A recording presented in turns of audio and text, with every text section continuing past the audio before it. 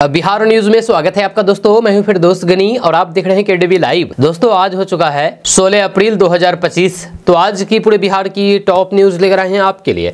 Video शुरू करने से पहले आपसे रिक्वेस्ट है कि अगर आप पहली बार इस चैनल पर आए हैं तो चैनल को सब्सक्राइब करके बेल आइकन को प्रेस कर दीजिए और साथ ही वीडियो को लाइक कर दीजिए, अपने दोस्तों के साथ शेयर भी कीजिए। दोस्तों आज बिहार न्यूज की शुरुआत सबसे पहले करेंगे कि बिहार में मौसम का मिजाज बदल गया है। बिहार में बारिश और तेज हवाओं के कारण तापमान में गिरावट दर्ज की गई है। पूर्वोत्तर बिहार में हल्की बारिश से मौसम सुहाना बना हुआ है, जबकि मध्य बिहार खास करके राजधानी पटना में बादलों की आवाजाही जारी है। इस बीच मौसम विभाग ने बिहार के कई हिस्सों में आंधी और बारिश की चेतावनी जारी कर दी है। आज को लेकर के मौसम वैज्ञानिकों का मानना है कि अगले सप्ताह से उत्तर भारत में प्री मानसून गतिविधियां शुरू हो सकती है, जिससे तापमान में मामूली कमी आएगी। आज भी बिहार के कई जिलों में धूप छांव का खेल जारी रहेगा। पश्चिमी चंपारण, पूर्वी चंपारण, गोपालगंज, सिवान, सीतामढ़ी, मधुबनी, दरभंगा, सुपौल, अररिया, किशनगंज, भागलपुर, बांका, जमुई, नवादा, नालंदा, शेखपुरा, पटना, जहानाबाद, औरंगाबाद, शेखपुरा समेत 23 जिलों में बारिश और फिर वज्रपात की चेतावनी जारी की गई है। मौसम विभाग ने बताया है कि इन जिलों में मध्य गरज, बिजली गिरने, बारिश की संभावना है। इन जिलों में हवा की गति 40 से 50 किलोमीटर प्रति घंटे की रहने की संभावना है। दोस्तों दिल्ली में कल एक बड़ी राजनीतिक हलचल देखने को मिली है, जब कांग्रेस अध्यक्ष मल्लिकार्जुन खड़गे और आरजेडी नेता तेजस्वी यादव के बीच 2025 बिहार विधानसभा चुनाव को लेकर के महत्वपूर्ण बैठक हुई। इस मुलाकात के बाद कांग्रेस के राष्ट्रीय अध्यक्ष मल्लिकार्जुन खड़गे ने साफ शब्दों में कह दिया है कि इस बार बिहार में बदलाव निश्चित है। उनके इस बयान ने राजनीतिक हलकों में गर्माहट ला दी है और महागठबंधन की रणनीति को लेकर के चर्चाएं तेज हो गई है। यह सोशल मीडिया प्लेटफॉर्म एक्स पर पोस्ट किए गए वीडियो संदेश में कांग्रेस अध्यक्ष मल्लिकार्जुन खड़गे ने कहा कि इस बार का चुनाव सिर्फ सत्ता परिवर्तन नहीं बल्कि बिहार को भाजपा और फिर उसके अवसरवादी गठबंधन से मुक्त कराने की लड़ाई है। मल्लिकार्जुन खड़गे ने कहा कि हमने बिहार के पूर्व उप मुख्यमंत्री तेजस्वी यादव से मुलाकात की और महागठबंधन को मजबूत करने की दिशा में चर्चा की है। आगामी चुनाव में हम बिहार की जनता को एक मजबूत, सकारात्मक, न्यायप्रिय और फिर जन कल्याणकारी विकल्प देने जा रहे हैं। मल्लिकार्जुन खड़गे ने यह भी कहा कि युवा, किसान, मजदूर, महिलाएं, पिछड़े और फिर अति पिछड़ा वर्ग महागठबंधन की सरकार चाहते हैं और बदलाव की इस लहर में हर वर्ग का समर्थन मिलेगा। वहीं पर इस बैठक के बाद तेजस्वी यादव ने मीडिया से बातचीत करते हुए कहा कि महागठबंधन पूरी तरह से एकजुट है और हम बिहार को आगे ले जाने के लिए पूरी तरीके से तैयारी कर चुके हैं। उन्होंने बताया है कि 17 अप्रैल को पटना में सभी गठबंधन दलों की एक बड़ी बैठक होगी, जिसमें आगे की रणनीति तय की जाएगी। तेजस्वी यादव ने एनडीए सरकार पर तीखा बोलते हुए कहा कि बीते 20 सालों की सरकार के बाद भी बिहार देश का सबसे गरीब राज्य है। यहां प्रति व्यक्ति आय सबसे कम है, जब किसानों की आमदनी न्यूनतम है और पलायन सबसे ज्यादा हो रहा है। अब समय है कि हम इन मुद्दों को लेकर के चुनाव लड़ें और जनता के सामने सच्चाई रखें।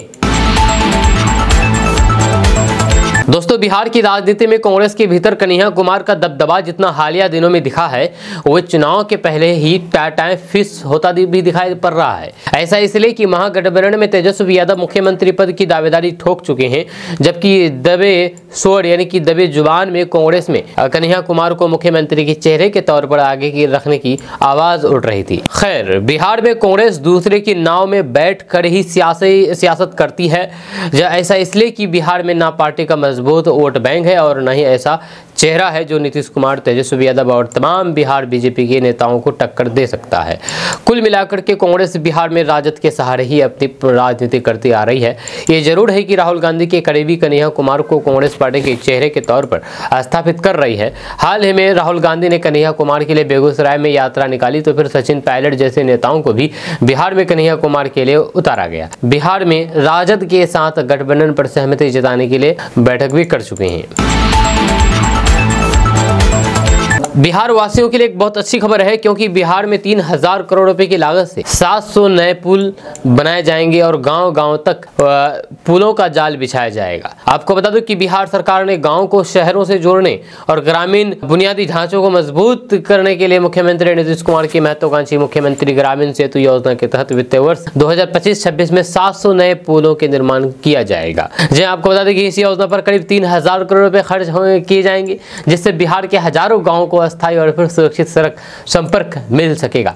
इस योजना को सितंबर 2025 में स्वीकृति मिली थी और अब इसे तेजी से इस पर काम किया जा रहा है। योजना के तहत न सिर्फ पुराने और जर्जर पुलों की जगह नए और फिर मजबूत पुल बनाए जाएंगे, बल्कि उन इलाकों में भी काम होगा जहां आज तक मिसिंग ब्रिज की वजह से रास्ता अधूरा है। साथ ही बाढ़ या फिर अन्य प्राकृतिक आपदाओं से क्षतिग्रस्त पुलों को भी फिर से खड़ा किया जाएगा। जो पुल पहले से बने हैं लेकिन उनके पास अप्रोच रोड नहीं है, वहां भी निर्माण कराया जाएगा ताकि लोगों को आवागमन में कोई भी परेशानी ना हो और बेकार पड़े इन पुलों की उपयोगिता साबित हो सके। दोस्तों, गर्मी के दिनों में जब आसमान अचानक काला पड़ जाए, तेज हवाओं के साथ ओले गिरने लगे और बिजली कड़कने लगे तो समझ जाइए कि काल बैसाखी का आगमन हो चुका है। जब पूर्वी भारत, खास करके पश्चिम बंगाल, झारखंड, ओडिशा और फिर असम में ये एक आम है लेकिन बेहद खास खतरनाक मौसमी घटना है जो हर साल अप्रैल से जून के बीच दस्तक देती है। कुछ ऐसा ही गुरुवार को हुआ जब आसमान में अचानक घिरे काले बादलों ने दिन को रात में बदल दिया। जब तेज हवाएं, मूसलाधार बारिश और फिर कड़कड़ाती बिजली ने उत्तर भारत के कई राज्यों में तबाही मचा दी। इस आपदा ने कम से कम 102 लोगों की जान ले ली है। जी हाँ, कुछ दिन पहले जो ये हवा चली थी, काले बादल छाए हुए थे, तो इसकी वजह से 102 लोगों की जान गई है। और झारखंड में आसमानी बिजली गिरने और तेज आंधियों से जुड़ी हुई घटनाओं ने दर्जनों परिवार को उजाड़ दिया है। बिहार इस प्राकृतिक कहर का सबसे बड़ा शिकार बना है जहां पर 80 लोगों की जान गई है। बिहार के आपदा प्रबंधन मंत्री विजय मंडल ने इसकी पुष्टि की है।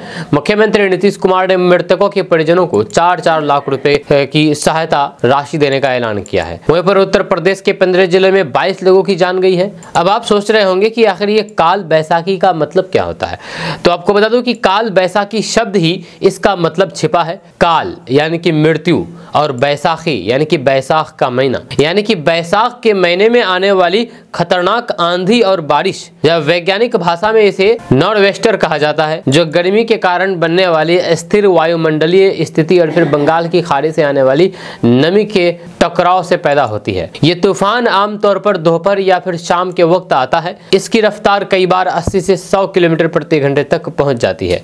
पेड़ उखड़ जाते हैं, बिजली के खंभे गिर जाते हैं और खेतों में खड़ी फसलें तबाह हो जाती है। सबसे ज्यादा असर ग्रामीण इलाकों में होता है जहां पर कच्चे मकान और फिर खुले खेत इस कहर को झेल नहीं पाते हैं। हर साल काल बैसाखी की वजह से जान माल का भारी नुकसान होता है। कई बार बिजली गिरने से लोगों की जान जाती है। जब पिछले कुछ वर्षों में यूपी, बिहार, झारखंड, ओडिशा में इस वजह से कई दर्जनों लोग अपनी जान गंवा चुके हैं। दोस्तों, एनडीए में शामिल हिंदुस्तानी अवाम मोर्चा के संरक्षक और केंद्रीय मंत्री जीतन राम मांझी लगातार बीजेपी पर दबाव बनाने लगे हैं। जीतन राम मांझी कभी बिहार विधानसभा की 40 सीटों पर दावा कर रहे हैं तो कभी ये कहते हैं कि गठबंधन में उनके साथ सौतेले व्यवहार किया जा रहा है। जीतन राम मांझी के इन बयानों से भाजपा की नजर है। जीतन राम मांझी की नाराजगी के सवाल पर बीजेपी के प्रदेश अध्यक्ष डॉक्टर दिलीप कुमार जायसवाल ने कहा कि जीतन राम मांझी तो बहुत खुश है। वहीं पर भाजपा के प्रदेश अध्यक्ष डॉक्टर दिलीप कुमार जायसवाल ने कहा कि केंद्रीय मंत्री जीतन राम मांझी की कोई नाराजगी नहीं है। मांझी जी तो हमसे भी अधिक खुश हैं। आज सुबह ही मुलाकात हुई थी, वो बहुत खुश हैं और उनकी खुशी का कोई ठिकाना नहीं है। एनडीए में कहीं कोई दिक्कत नहीं है। पूरी मजबूती के साथ हम लोग बिहार विधानसभा चुनाव लड़ने जा रहे हैं। विधानसभा चुनाव में एनडीए की जीत होगी और फिर एनडीए की सरकार बनेगी। वहीं पर तेजस्वी यादव के मल्लिकार्जुन खड़गे और राहुल गांधी से मुलाकात पर उन्होंने कहा कि इन लोगों का गठबंधन बेमेल गठबंधन है। दोनों तराजू पर मेंढक की तरह है, एक इधर से उछल जाएगा, एक उधर से उछल करके चला जाएगा। उन्होंने कहा कि कांग्रेस यहां बड़ी भूमिका में आना चाहती है लेकिन आरजेडी कभी उन्हें बड़ी भूमिका में आने नहीं देना जा रहा है, इसलिए इसे कोई फर्क पड़ने वाला नहीं है। दोस्तों, बिहार सरकार की तरफ से वित्त वर्ष 2025-26 के लिए पेश किए गए बजट में महिला सुरक्षा पर विशेष ध्यान दिया गया था। जब महिलाओं के सुरक्षित सफर को ध्यान में रखते हुए बिहार सरकार ने राजधानी पटना समेत 4 शहरों में पिंक बस सेवा शुरू करने का ऐलान किया है। इन जिलों में भागलपुर, मुजफ्फरपुर और फिर पूर्णिया शामिल है। जहाँ इसके लिए भर्ती प्रक्रिया शुरू कर दी गई है। जहाँ इसमें 25 महिला चालक और फिर 250 महिला कंडक्टर को नौकरी मिलेगी। इसके लिए बिहार राज्य पथ परिवहन निगम लिमिटेड की तरफ से वैकेंसी निकाली गई है जिसमें आवेदक को भारतीय नागरिकता न्यूनतम 10वीं पास, हैवी मोटर व्हीकल का लाइसेंस या फिर आवेदन किया हो, या 3 साल का मध्य श्रेणी के वाहनों के चलाने का अनुभव हो, शारीरिक रूप से स्वस्थ और फिर फिट होना भी जरूरी है। आपको बता दें कि इन जिले में निगम की निजी एजेंसियों द्वारा इनका चयन होना है। जब महिला कैंडिडेट 30 अप्रैल तक आवेदन फॉर्म जमा कर सकती है। इस योजना का मुख्य उद्देश्य महिलाओं को सुरक्षित यात्रा प्रदान करना है। इस बस में ड्राइवर और फिर कंडक्टर दोनों ही महिलाएं होंगी। बस का परिचालन सुबह 9 बजे से शाम 9 बजे तक होगा। वहीं पर महिला यात्री की सुरक्षा को देखते हुए बसों में प्रत्येक सीट के नीचे पैनिक बटन लगाया जाएगा ताकि आवश्यकता पड़ने पर महिला यात्री इसकी सेवा ले सके। इन बसों में GPS ट्रैकिंग सिस्टम होगा ताकि बस की निगरानी कंट्रोल सेंटर से की जा सके। अप्रैल माह के अंत तक इसे शुरू करने को लेकर के हर संभव प्रयास जारी है। दोस्तों कहते हैं कि अगर हौसला बुलंद हो तो फिर उम्र सिर्फ एक नंबर बन करके रह जाती है। जब बिहार के छोटे से गांव से निकल के एक किसान का बेटा कुछ ऐसा कर गया जिसे सुन करके हर कोई हैरान है। ये कहानी है सत्यम कुमार की, एक मिडिल क्लास परिवार का लड़का जिन्होंने अपनी मेहनत और लगन से दुनिया को दिखा दिया है कि सपने उम्र नहीं देखते। जब बिहार के भोजपुर के रहने वाले सत्यम कुमार एक बेहद प्रतिभाशाली छात्र थे। साल 2013 में जब बच्चे 8वीं या फिर 9वीं कक्षा में होते हैं तब मात्र 13 साल की उम्र में सत्यम ने देश की सबसे कठिन परीक्षाओं में से एक IIT JEE को पास कर लिया। जहाँ इतनी कम उम्र में इस परीक्षा को पास करके वे पूरे देश में चर्चा का विषय बन गए। जब वे सबसे कम उम्र में IIT JEE पास करने वाले भारतीय बन गए और देश भर में लोगों के लिए प्रेरणा का स्रोत बन गए। जब सत्यम कुमार बिहार के भोजपुर जिले की एक साधारण परिवार किसान परिवार से ताल्लुक रखते हैं, लेकिन उनके सपने हमेशा असाधारण रहे हैं। जब देश के कोने कोने से छात्र जिस शहर का रुख करते हैं उसी कोटा शहर में उन्होंने IIT JEE की तैयारी की। सत्यम न सिर्फ पढ़ाई में अव्वल थे बल्कि उनके ख्वाब भी बेहद ऊंचे थे।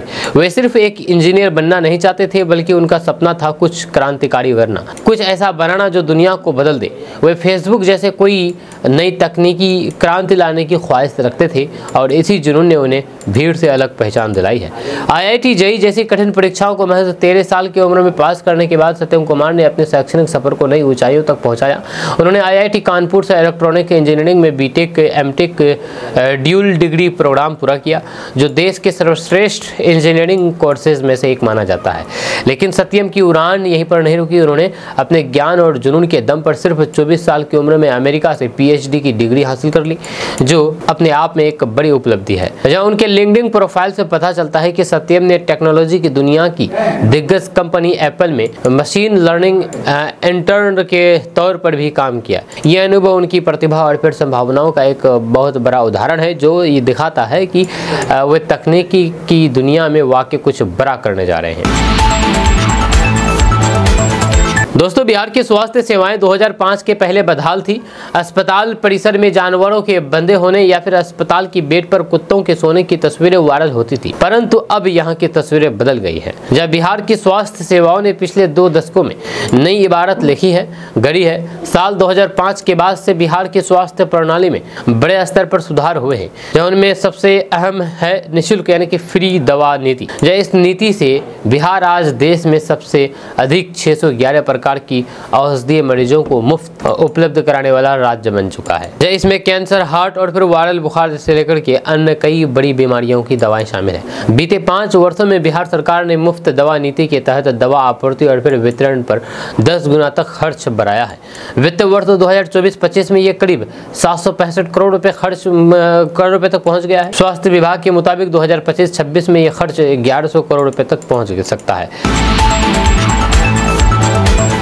दोस्तों राजस्व एवं भूमि सुधार विभाग आम लोगों को जागरूक कर रहा है। जन जागृति के कार्यक्रम में विभाग लोगों को बता रहा है कि जमीन खरीदने से पहले पूरी जांच पड़ताल कर लें, तभी जमीन का रजिस्टर्ड कराएं। ऐसा नहीं करने पर आप जमीन नहीं बल्कि विवाद खरीद रहे हैं। राजस्व एवं भूमि सुधार विभाग ने ग्राहकों से कहा कि अगर किसी शख्स से जमीन खरीद रहे हैं तो पहले पता लगा लें कि उसके पास सभी हिस्सेदारों की लिखित सहमति है या नहीं। राजस्व एवं भूमि सुधार विभाग ने बताया है कि जमीन खरीदने से पहले आपको क्या करना है, क्योंकि जमीन खरीदने में आप अपने मेहनत की सारी कमाई लगाने जा रहे हैं। ऐसे में आप रुके और जांच करें।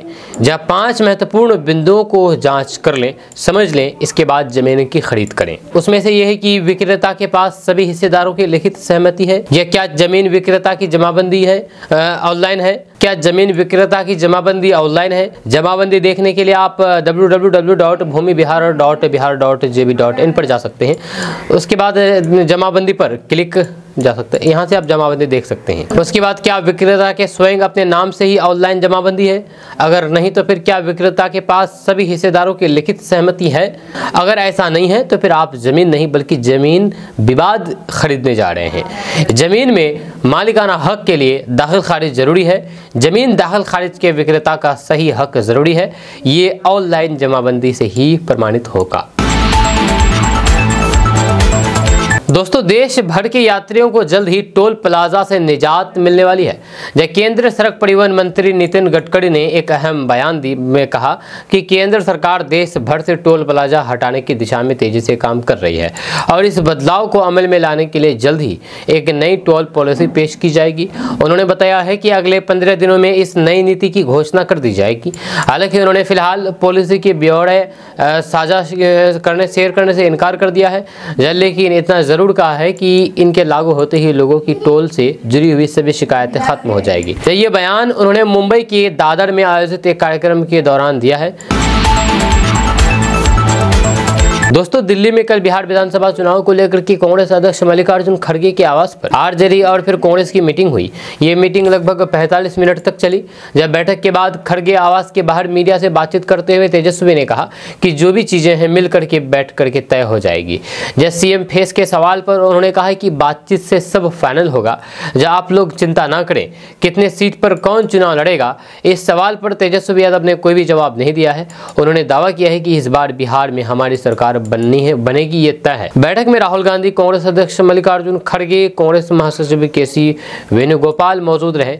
वहीं पर राजद की ओर से तेजस्वी यादव के साथ साथ राजद सांसद मनोज झा और फिर संजय यादव भी मीटिंग में शामिल हुए। वहीं पर बिहार कांग्रेस से प्रदेश अध्यक्ष राजेश राम और फिर प्रदेश प्रभारी कृष्ण अल्लारू मीटिंग में शामिल हुए।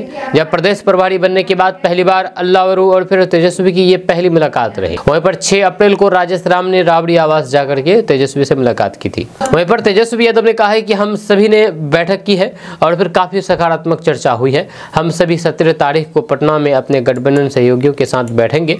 हम पूरी तरह से तैयार हैं। अगर आप घर से बाहर रहते हैं तो आपके लिए अच्छी खबर है, क्योंकि अब आपके घर की रखवाली पुलिस करेगी। ये सुविधा बिहार के सीतामढ़ी जिला में दिया गया है। आपको बता दूं कि बिहार के सीतामढ़ी जिला में नौकरी करने वाले लोगों के लिए एसपी अमित रंजन ने संदेश जारी करते हुए कहा कि जो लोग घर में ताला लगा करके बाहर रहते हैं वे पुलिस को सूचित करें, ताकि पुलिस उनके घरों की सुरक्षा कर सके और समय समय पर गश्त कर सके। एसपी के संदेश से नौकरी पेशा लोगों को लाभ मिलेगा और पुलिस प्रशासन को भी राहत मिलेगी। एसपी ने संदेश में लिखा कि सीतामढ़ी जिले में वे सभी व्यक्ति जिनके पास अपना मकान या फिर घर है तथा जो किसी नौकरी या फिर अन्य कारणों से लंबे समय तक जिले से बाहर रहते हैं और अपने घर की देखभाल करने के नियमित रूप से नहीं आ पाते हैं, उनसे अनुरोध है कि वे इस संबंध में सीतामढ़ी पुलिस को लिखित सूचना दें। जहां इससे पुलिस आपके घर या फिर मकान के क्षेत्र में नियमित गश्ती और फिर अन्य सहायता प्रदान कर सकेगी। साथ ही साथ गृह वेदन और फिर चोरी जैसी समस्याओं पर नियंत्रण भी संभव होगा। इस कार्य में आपकी सक्रिय भागीदारी अत्यंत आवश्यक है। दोस्तों, ना अग्निकुंड ना ही भगवान। अंबेडकर को साक्षी मान करके मामी की बहन के साथ युवक ने 7 फेरे लिए हैं। जब बाबा साहेब अंबेडकर को साक्षी मान करके, जहां एक तरफ शादी ब्याह में अग्नि को साक्षी मान करके 7 फेरे लेते हैं, लेकिन वहीं पर एक ऐसा शादी का मामला सामने आया है जहां पर बाबा साहेब अंबेडकर को साक्षी मान करके शादी की है। आपको बता दूं कि बिहार के भागलपुर में एक प्रेमी जोड़े ने बाबा साहेब भीमराव अंबेडकर की जयंती पर सभी को हैरान कर दिया। उसने भगवान को नहीं बल्कि डॉक्टर भीमराव अंबेडकर को साक्षी मान कर के एक दूसरे का साथ निभाने का वचन लिया। उन्होंने समाज की बंदिशों को तोड़ते हुए शादी रचाई। युवक ने अपनी मामी की बहन से ही विवाह किया। दोनों के बीच काफी समय से प्रेम प्रसंग चल रहा था। यह घटना नवगछिया की है। यहाँ के एक प्रेमी जोड़े ने अनोखे ढंग से विवाह किया है। जब संविधान निर्माता बाबा साहेब भीमराव अंबेडकर की फोटो पर प्रेमी प्रेमिका ने माल्यार्पण किया। उन्होंने बाबा साहेब की तस्वीर को साक्षी मान करके 7 फेरे लिए और 7 जन्म तक साथ निभाने का वादा किया। अब इसका वीडियो सोशल मीडिया पर वायरल हो रहा है। इस शादी की चर्चा भी चारों ओर हो रही है। जानकारी के मुताबिक सुपौल के रहने वाले एक युवक ने नवगछिया के नारायणपुर में डॉक्टर भीमराव अंबेडकर को साक्षी मानकर के अपनी मामी की सगी बहन से शादी कर ली। नव विवाहिता दंपत्ति की शादी से पहले उनके बीच 4 साल से प्रेम प्रसंग चल रहा था, जब दोनों ने साथ रहने और फिर शादी का फैसला किया और इसकी जानकारी अपने परिजन को दी, लेकिन उसके परिजनों को यह मंजूर नहीं था। फिर दोनों ने 9 अप्रैल को घर से भागने का फैसला किया। दोस्तों, क्या नीतीश कुमार के बेटे निशांत कुमार राजनीति में आएंगे? इसको लेकर के खुद सीएम नीतीश कुमार के बेटे ने क्लियर कर दिया है। आपको बता दूं कि बिहार की राजनीति में पिछले कुछ समय से मुख्यमंत्री नीतीश कुमार के स्वास्थ्य को लेकर के सवाल उठ रहे हैं, जब विपक्षी दल के नेता खास करके तेजस्वी यादव लगातार कह रहे हैं कि मुख्यमंत्री की हालात ठीक नहीं है। जब सीएम के स्वास्थ्य पर सवाल उठाए जाने पर उनके बेटे निशांत कुमार ने एक बार फिर से विरोधियों को जवाब दिया है। दरअसल निशांत कुमार एक रिसेप्शन पार्टी में शामिल होने के लिए पहुंचे थे, जहां मीडिया ने उनसे सीएम नीतीश कुमार के स्वास्थ्य को लेकर के सवाल पूछा। तेजस्वी यादव द्वारा सीएम के स्वास्थ्य पर लगातार सवाल उठाए जाने पर निशांत कुमार ने 2 टूक जवाब दिया और कहा है कि पिताजी पूरी तरीके से ठीक है और आराम से अगले 5 साल तक सरकार चला सकते हैं। बिहार की जनता सब देख लेगी, अंतिम फैसला जनता को ही लेना है। आपको बता दूं कि निशांत राजनीति में आएंगे या नहीं, इस सवाल का जवाब टालते हुए निशांत ने कहा है कि बिहार की जनता से अपील करता हूं, आप लोग बिहार में एनडीए का सरकार बनाएं। जब पिताजी को नेतृत्व सौंपें। अमित शाह अंकल जी भी आए थे तो कहा था कि पिताजी ही सीएम फेस होंगे। सम्राट चौधरी ने भी कहा कि हम लोग 15 साल से साथ हैं और साथ रहेंगे। निशांत ने सीएम नीतीश कुमार के स्वास्थ्य पर तेजस्वी यादव द्वारा सवाल उठाए जाने पर कहा है कि पिताजी पूरी तरीके से ठीक है और 100% स्वस्थ है। यह जनता सब देख रही है और जनता ही फैसला लेगी। बिहार की जनता से अनुरोध है कि 2010 में बहुमत दिया उससे भी ज्यादा दे। अगर आप बिहार के रहने वाले हैं और जॉब की तलाश कर रहे हैं तो आपके लिए अच्छी खबर है। बिहार में सुपरवाइजर की बम्पर भर्ती निकली है। 10वीं पास भी इसके लिए अप्लाई कर सकते हैं। आपको बता दूं कि रोजगार की तलाश कर रही महिलाओं के लिए बड़ी खुशखबरी है। बिहार के नवादा जिला में एकीकृत बाल विकास सेवा यानी कि ICDS के तहत महिला सुपरवाइजर के 35 पदों पर बम्पर भर्ती निकाली गई है। इस भर्ती के लिए केवल 10वीं पास महिलाएं आवेदन कर सकती है और खास बात यह है कि आवेदन की प्रक्रिया पूरी तरीके से ऑफलाइन होगी। पद के नाम के बारे में बात किया जाए तो पद का नाम है महिला सुपरवाइजर। कुल पद 35 है। कार्यस्थल नवादा जिला बिहार है। शैक्षणिक योग्यता के बारे में बात किया जाए तो भर्ती नोटिफिकेशन के अनुसार इन पदों पर आवेदन करने के लिए उम्मीदवारों का 10वीं पास यानी कि मैट्रिकुलेट होना अनिवार्य है। इसके बारे में अधिक जानकारी के लिए आप नोटिस को देख सकते हैं। आयु सीमा के बारे में बात की जाए तो इन पदों पर आवेदन करने के लिए उम्मीदवारों की न्यूनतम आयु यानी कि कम से कम उम्र 21 साल और अधिकतम उम्र 45 साल निर्धारित किया गया है। आरक्षित वर्गों को नियमानुसार आयु में छूट दी जाएगी। इसमें आवेदन प्रक्रिया के बारे में बात किया जाए तो उम्मीदवारों को सलाह दी जाती है कि वे अंतिम तिथि से पहले ही आवेदन प्रक्रिया को पूरी कर ले। आवेदन से संबंधित फॉर्म और फिर अन्य विवरण नवादा जिले की आधिकारिक वेबसाइट nawada.nic.in पर उपलब्ध होंगे और 27,500 रुपये सैलरी दी जाएगी। आवेदन की तिथि आवेदन शुरू होने की तिथि 11 अप्रैल 2025 से है, जो कि शुरू हो चुकी है और अंतिम तिथि 26 अप्रैल 2025 तक है। दोस्तों, शरारती तत्व वंदे भारत एक्सप्रेस ट्रेन को लगातार निशाना बना रहे हैं। बिहार में वंदे भारत एक्सप्रेस ट्रेन पर 2 जगहों पर पथराव किया गया है। सोमवार को दोपहर भागलपुर हावड़ा वंदे भारत एक्सप्रेस ट्रेन पर भागलपुर और फिर टेकाने के बीच दोपहर 3:15 पर शरारती तत्वों ने पत्थर चला दिए हैं, जिससे ट्रेन का शीशा आंशिक रूप से क्षतिग्रस्त हो गया है।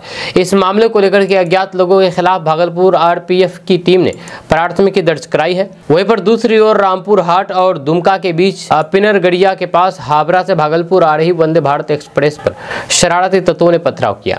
पथराव में ट्रेन का शीशा क्षतिग्रस्त हो गया। इस संदर्भ में RPF इंस्पेक्टर अमित कुमार गिरी ने बताया है कि भागलपुर और फिर टेकाने के बीच सोमवार की दोपहर को अज्ञात व्यक्ति ने वंदे भारत एक्सप्रेस ट्रेन के शीशे में पत्थर मार दिया। इस मामले को लेकर के अनुसंधान की जा रही है। दोस्तों, बिहार सहित देश भर में साइबर अपराधियों का तांडव लगातार जारी है। जहां साइबर अपराधी आम तो आम खास लोगों पर भी निशाना साध रहे हैं। ताजा मामला सियासी गलियारों से सामने आ रहा है, जहां पर साइबर ठगों ने राजद MLC को 12 घंटे तक डिजिटल गिरफ्तार कर रखा है। बताया जा रहा है कि अपराधियों ने राजद MLC को जान से मार देने की धमकी देकर के उनकी बैंक और फिर संपत्ति की जानकारी भी ले ली है। दरअसल साइबर अपराधियों ने राजद के विधान परिषद सदस्य MLC मोहम्मद शुएब को करीब 12 घंटे तक उनके ही घर में डिजिटल तौर तौर पर बंधक बनाए रखा। जानकारी के अनुसार घटना 8 अप्रैल की है, जहां पर MLC फ्लैट में मौजूद मोहम्मद शुएब को साइबर ठगों ने खुद को मुंबई साइबर क्राइम ब्रांच का अधिकारी बता करके वीडियो कॉल किया। साइबर अपराधियों ने सुबह 10:30 बजे कॉल करके उन्हें बताया है कि उनके नाम पर मनी लॉन्ड्रिंग का केस दर्ज है। इस सिलसिले में उनसे पूछताछ जरूरी है।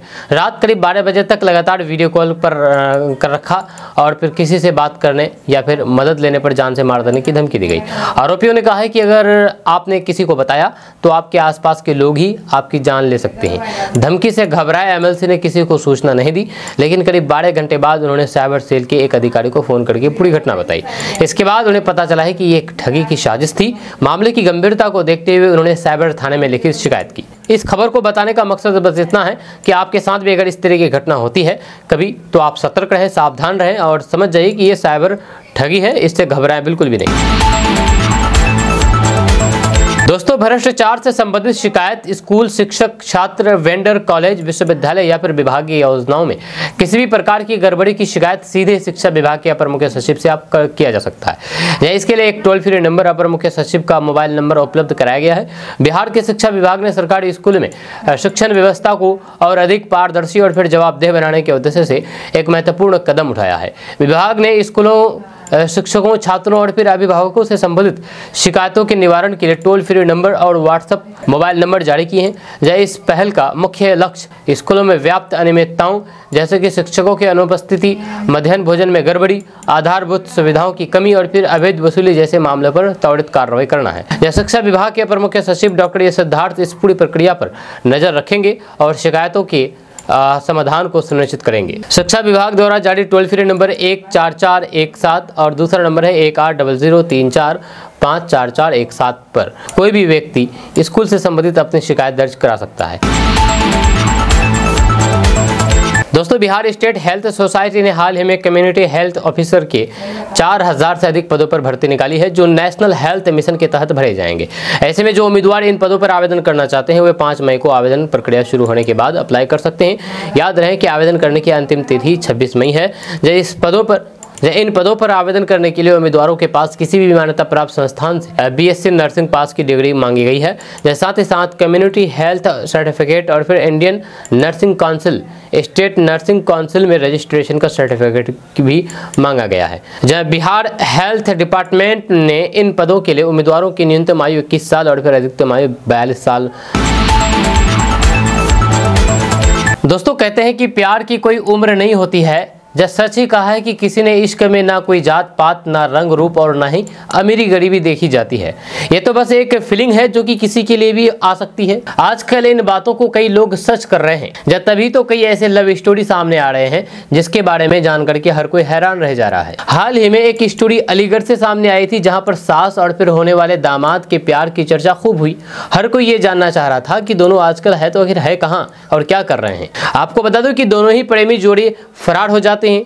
ये कोई पहला मामला नहीं है। ऐसे अजीबोगरीब लव स्टोरी के किस्से अक्सर सामने आते रहते हैं। पिछले साल भी एक ऐसा ही मामला सामने आया। ये स्टोरी थी बिहार की, जब सास और दामाद एक साथ पकड़े गए थे।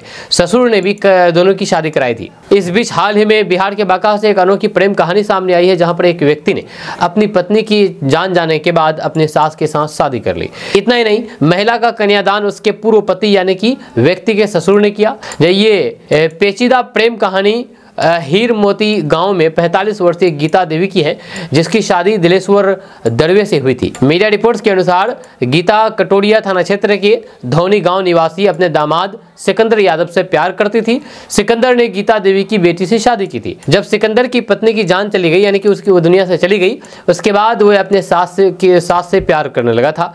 लेकिन उसके ससुर को शक हो गया और उसने दोनों को रंगे हाथ पकड़ लिया। इसके बाद उसने पंचायत बुलाई और अपनी पत्नी और फिर दामाद के बीच के संबंध के बारे में बताया। जब पंचायत और गांव वालों के सामने सिकंदर ने अपनी सास से प्यार का इजहार किया, जिसके बाद दोनों की कोर्ट मैरिज हुई और वीडियो में वे गीता देवी की मांग में सिंदूर भरता हुआ भी नजर आ रहा है।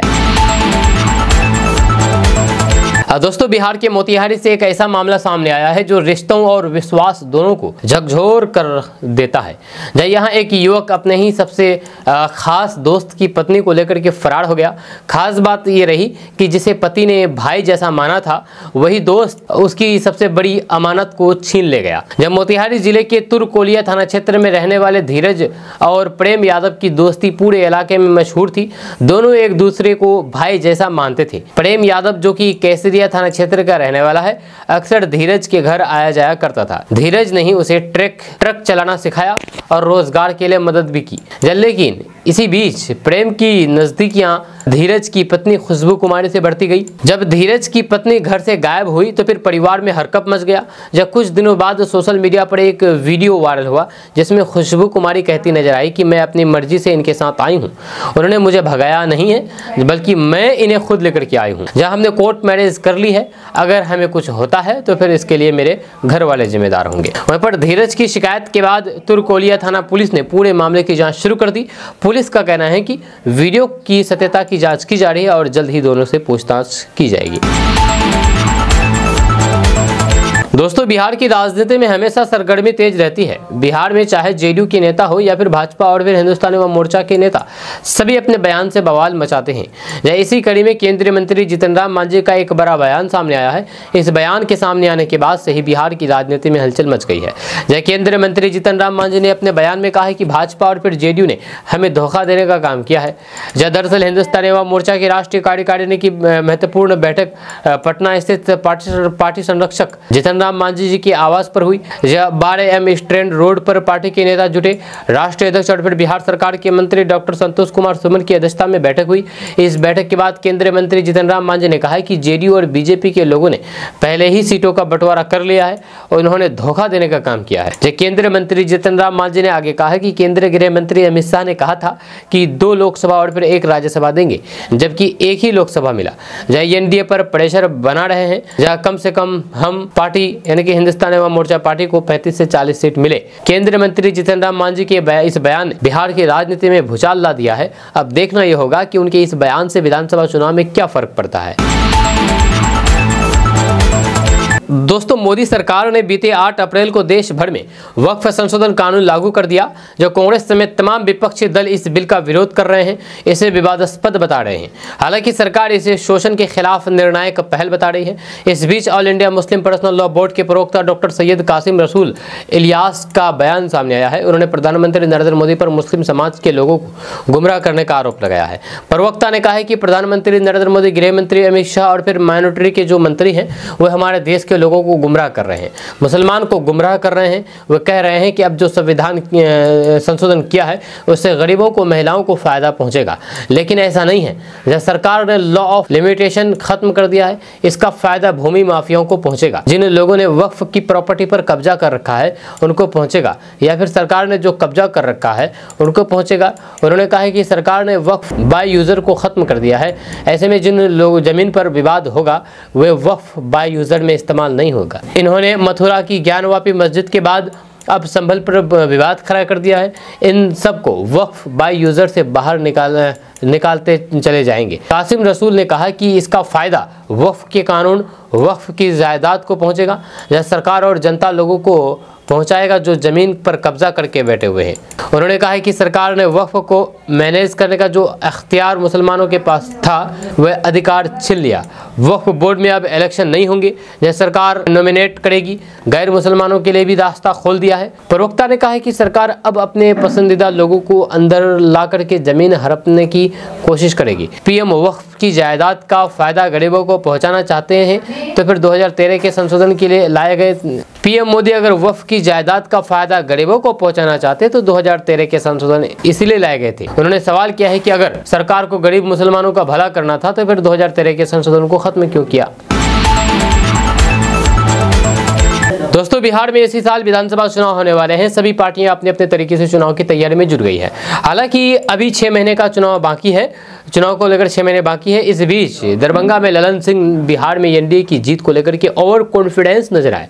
उन्होंने मीडिया से बातचीत करते हुए साफ कर दिया है कि पीएम मोदी और सीएम नीतीश कुमार ने इतना कर दिया है कि वे पर्याप्त है।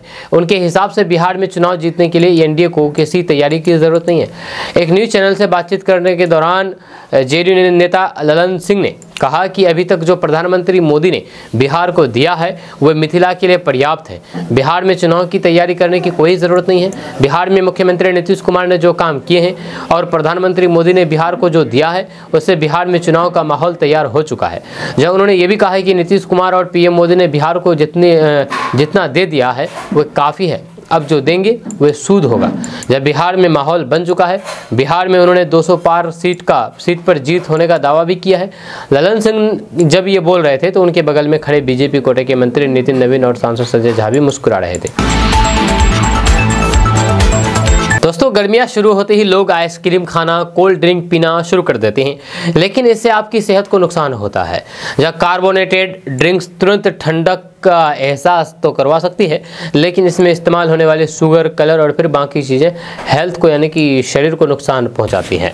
जी हाँ, बॉडी को हाइड्रेट रखने के लिए हेल्दी ड्रिंक्स पीना चाहिए। गर्मियों में बिहार में सत्तू का शरबत बना करके खूब पिया जाता है। अन्य राज्यों में भी ये गर्मी की पसंदीदा ड्रिंक है। दरअसल इसके हेल्थ बेनिफिट्स कमाल के होते हैं। जब समर सीजन में आप भी अपने डाइट में सत्तू का शरबत शामिल कर सकते हैं। सत्तू की तासीर ठंडी होती है और इसमें न्यूट्रिशन भरपूर होता है। सत्तू में प्रोटीन तो काफ़ी अच्छी मात्रा में होता है, इसलिए इसका शरबत फिटनेस फ्री के लोगों के लिए भी बेस्ट है। यह ट्रेडिशनल तरीके से बनने वाला सत्तू का शरबत ना सिर्फ स्वाद का खजाना होता है, बल्कि इसे पीने से गर्मी में आप अपने सेहत को दुरुस्त रख सकते हैं।